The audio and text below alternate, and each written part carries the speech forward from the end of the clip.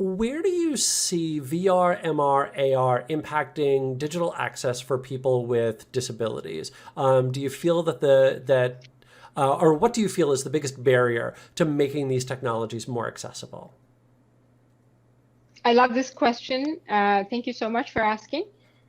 There's actually so many barriers, but there's also so many great applications in terms of accessibility.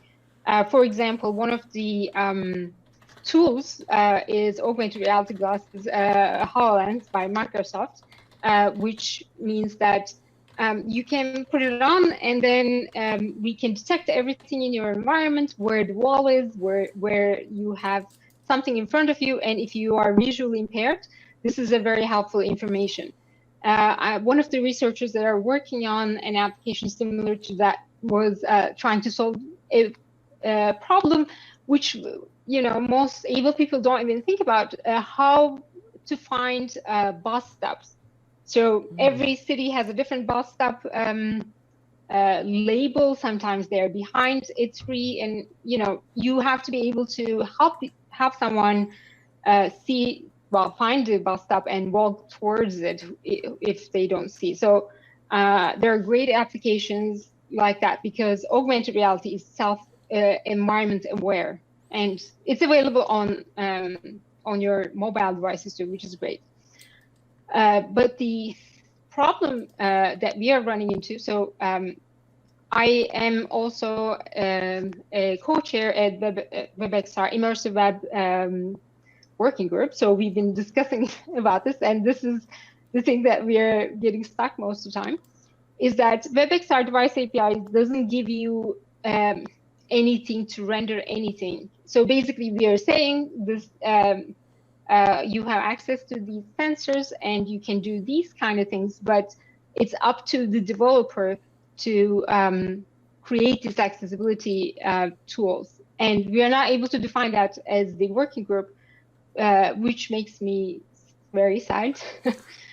Because that means that there's one more step to do, and we should have a tool to make it very easy for everybody. So one thing that is going to help is that in your WebXR immersive experiences are happening on a canvas, which acts very differently than any other HTML elements, also SVG. So one thing that we can do is to be able to add some HTML elements from regular HTML elements, for example, a div or anything else, as a flat layer on top of what you're seeing. That would, I think, be really helpful, because then we can put tags and things like that, so it will be a little bit easier for accessibility.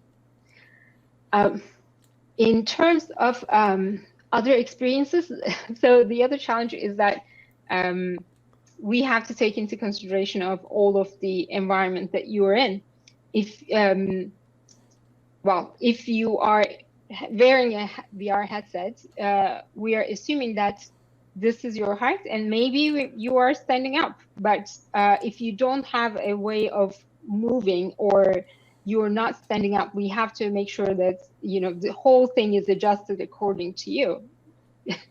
And Right. currently, they're all up to the developers, unfortunately. But we do have a few ways, like we can transport with some clicks instead of going to places, but a lot falls into the developer to create more inclusive applications.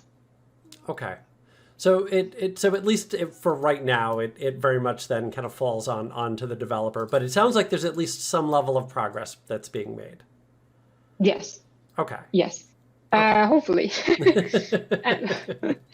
And one of the other things is that while trying to make things more accessible, we also don't want to give so much information about the user.